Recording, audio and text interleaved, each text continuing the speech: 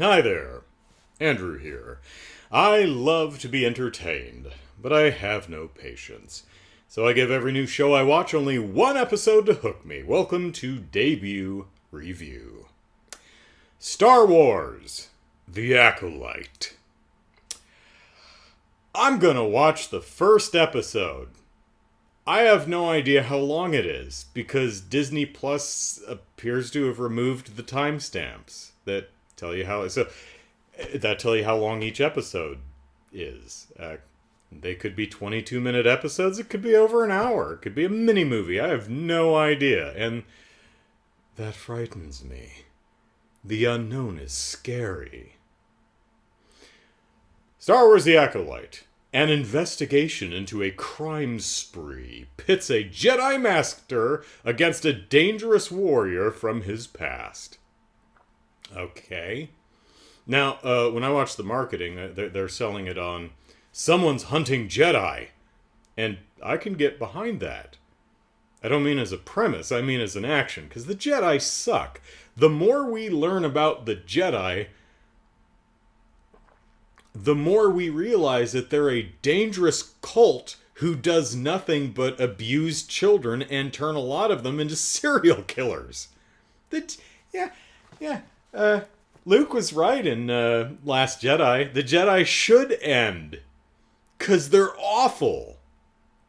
But this takes place a long time prior to the events of The Phantom Menace, so maybe the Jedi started out cool and good, actually, and just over the centuries devolved into what we see they are in the movies we all know and love. I kind of like this splash art they have on the show page. We've got we've got Squid Game guy with swishy lightsaber.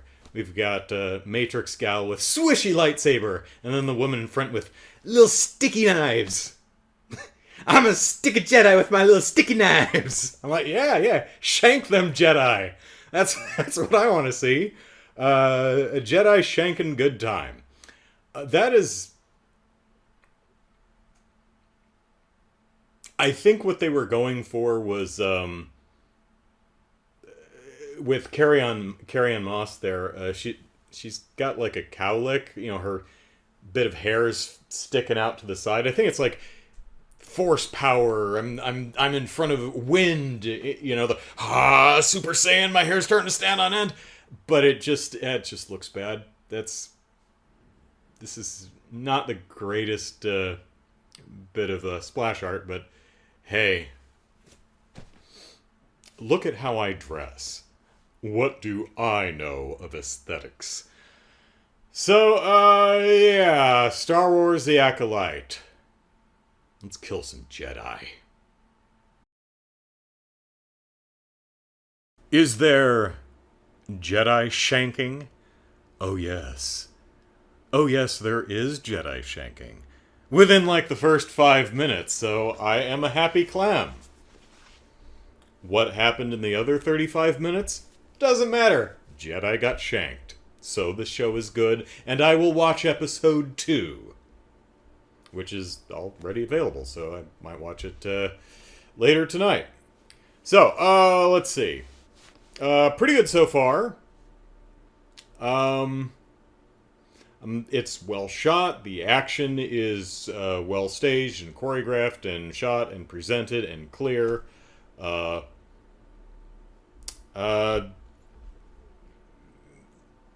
Lot of really nice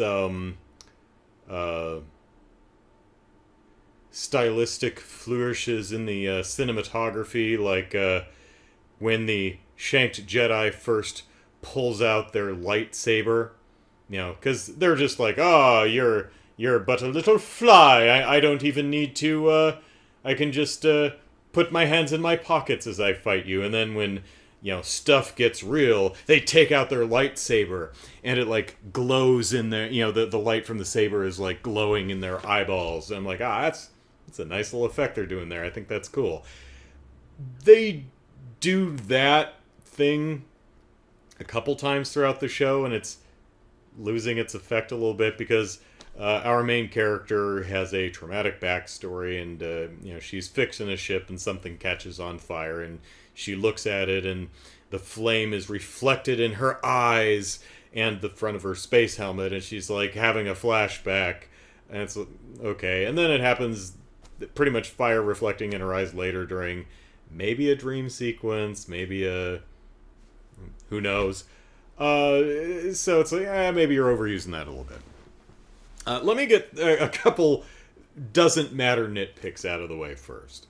There is a Jedi who walks into a room. They're at the Jedi Temple, indoctrinating the children they've abducted from their families. And she comes into the room and it's just like, force opens the door. And I'm like, did the Jedi Temple rig it so that they have to use the Force to open the door? Like, they don't have the automatic sliding doors like they do in Star Trek? Or the grocery store on Earth for the past several decades? The no motion sensor. It was just kind of weird. She's like, I mean, she's either lazy or she thinks it's funny. I don't know. That just struck me as weird. What was another thing? There was a couple of things. So, basic premise is a character, shanks a Jedi, and then the Jedi come and arrest her. Well, the Jedi that are still alive. They're like, you shanked one of our Jedi! And we can't let it get out that one of our former Jedi Order pupils shanked one of our own. That's not politically expedient. Because that's the important thing. So you're under arrest, Missy. And she's like, I didn't do it. I was here fixing the ship all night long. And so I'm like, okay, where are we going with this? Is she just lying and really good at it? Like, really committing to the I didn't do it bit? I mean, not necessarily. We could be doing there's an evil doppelganger out there, right? Or maybe she has, an evil personality that when she goes to sleep or it gets wet or something like that, the evil personality takes over and goes around shanking Jedi. Don't know yet. So she gets arrested and she gets put on a prison transport to go back to Coruscant or wherever. Oh, I remember what it was. She gets put on the prison transport. The other prisoners stage a jailbreak because the transport's manned by droids. So they just eliminate the droids, pile into the escape hatch, and leave her behind. And she crashes on, I don't know, Pluto. Something. It wasn't Pluto, but she crashes on a planet. And then it cuts to the Jedi Temple, and they're like, oh, shoot, the transport never made it. But we know where it is. It crashed on Pluto. And then it cuts back to the crashed ship, and she wakes up, and she walks out, and the camera pans back, and it goes, Pluto. And it's like, yeah, I know where she is. You literally just said that. Also, it's not really important what the name of the planet is. One, we already know. Two, it really does not matter. Odd choice. Doesn't matter. It's not like I'm deducting points for that. It's just a weird choice to me. One, that it was presented at all, and two, it was presented when it was. Anyway, so she's on this ship that's now, all the droids are decommissioned and everyone else is gone, and she's still stuck in her cell. So she's like, I need to get out of my cell because this ship is now ping-ponging off of asteroids, which was pretty funny to watch. It's a good visual. And she reaches her hand out through the grates, and she's trying to reach her little multi-tool droid thing, which is super cute. It looks kind of like a speak and spell. And she's like, use the Force. And she just can't do it. And it's like, okay, so are we going doppelganger or split personality kind of thing that has all of the Jedi power? She used to be a Jedi Order person, and then she quit. Like 6 years ago, which maybe when she was a teenager or something. It's like, I guess she's just real rusty on the Force skills. But it's, at this point, we're like, okay, she's not faking it because she's alone on the ship. She could have just forced. It's clear that the person who shanked the Jedi in the beginning knows how to use the Force really, really good. And there's no reason to fake that when she's alone and her life's on the line. Alright, so maybe we've got a doppelganger or a clone or whatever, or split personality kind of a dealio. So she buckles in. The spaceships have seatbelts in Star Wars, so that's good. And she crashes on Pluto.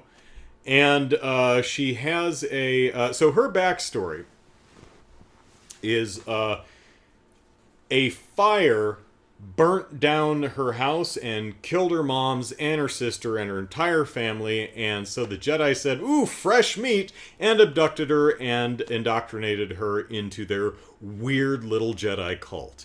And then at some point, for some reason, she said nah to that and left. So I'm like, okay. So is the did the sister survive? Is it not it's her twin sister who survived? And so she has this like premonition on Pluto where she meets her sister, and her sister's like, I'm gonna kill all the Jedi. Her eyes glazing over black.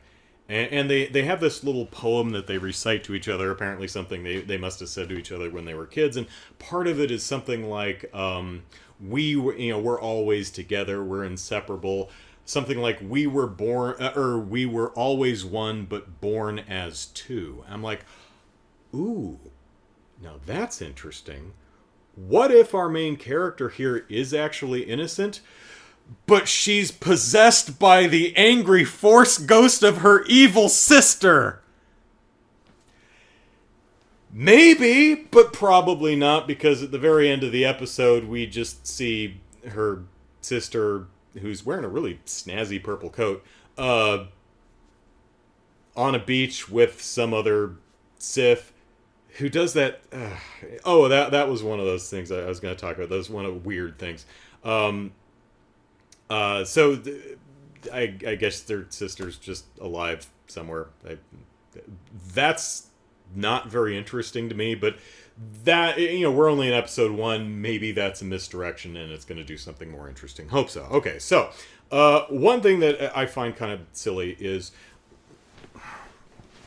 look, Alec Guinness, Obi-Wan Kenobi in the original Star Wars was wearing a hooded cloak, I always felt, because that just seems like a good thing to wear when you're out in the middle of the desert and there's sand blowing in your face. You would, wear a cloak over, with a hood so you don't get sand in your clothes, and it keeps the sun off of you so you don't burn to a little crisp. Sadly, that outfit just became like the Jedi costume. It's just what Jedi wear. All Jedi, regardless of what environment they are in, wear that stupid outfit and the cloak with the hood. Because our shanked Jedi in the very beginning is sitting in a bar wearing the same thing. It's like, why? No, because he lived in a desert. That's why he was... That's not the Jedi... that's always kind of bothered me. The other thing that bothers me is when I'm guessing a Sith, because he's like monologuing. He's like, you can't attack Jedi with steel or lasers. If you attack them with weapons, you will lose. You have to attack them without weapons so you can win. And I'm like, but she shanked him with little knives. Those are weapons. Those are steel. What are you talking about, you Sithy weirdo?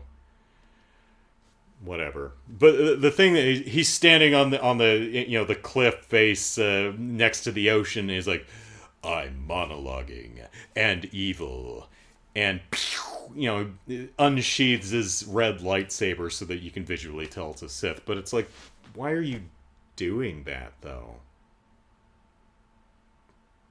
Put it away, man. No one needs to see that. You compensating for something? You really got to show that off? Come on, man. I know you've got a lightsaber. We've all got lightsabers, and I'm sure your lightsaber is of adequate length. I don't need to see it. I trust you, man. So, it's kind of, I think that it's like the end of Solo, a Star Wars story, where Darth Maul shows up, and he's talking to what's-her-face over a hologram, and he stands up and he's like, R will be in the sequel. And he ignites his lightsaber for no reason. He's in a room alone on a Zoom call. Why are you... I mean, it's because it's the double-bladed lightsaber. It's like, I know that thing. I like the double-bladed lightsaber. Squee! I know that's why they're doing it, but it doesn't make any goddamn sense. Well. So there's a couple silly things. But, overall, there's a lot of good here. Yeah. I'm totally fine. I hope more Jedi get shanked, and interested to see where it goes. So, yippee to the Skippy.